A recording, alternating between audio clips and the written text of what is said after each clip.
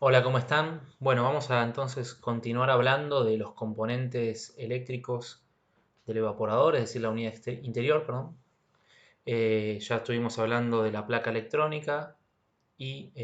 con los componentes principales que la componen, y los periféricos, es decir, los componentes que fuera de la placa le dan información, y ahí hablamos de dos cosas, de los sensores de temperatura, que son dos también, el sensor de ambiente y el sensor de contacto, y por otro lado del display. Medio a modo de repaso, decíamos que la función de la placa es comandar todo el equipo, todos los circuitos, ¿sí? Es decir, es quien decide cuándo accionar cada circuito y en la medida en que ese circuito tenga distintas posibilidades, cuál de esas opciones va a ser la que desarrolle, a partir de información que recauda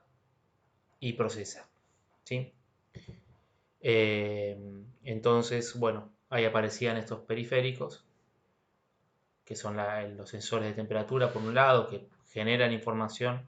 sobre la temperatura del ambiente, el sensor de ambiente, y la temperatura de la tubería, el sensor de contacto,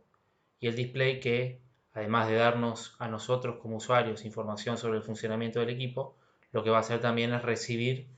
la señal infrarroja del control remoto y entonces transmitir a la placa el deseo del usuario de qué función quiere que cumpla el equipo y las posibilidades dentro de esa función. También para repasar, recordemos que la placa tiene además un fusible que lo protege de sobreintensidades y sobre todo de golpes de tensión, eh, que tiene además algún tipo de transformador o de fuente, es decir, que va a modificar la tensión, dado que la misma placa trabaja con un valor de tensión reducido, normalmente 12 volts, pero se alimenta con 220. Ese transformador puede estar incluido en la placa o puede estar fuera, y que tiene también relé, interruptores electromagnéticos con los cuales va a comandar los circuitos, sobre todo monofásicos, los circuitos 220, como son por ejemplo los circuitos del condensador. Compresor, ventilador y válvula inversora los va a comandar de esta manera. Bien, hoy lo que vamos a hablar son de la presentación, digamos, de los dos motores que hay en el evaporador. Los dos motores que están comprendidos en la unidad interior y que son radicalmente distintos y que cumplen funciones también distintas, pero bueno, ambos entran en esta categoría de motores, entonces me parece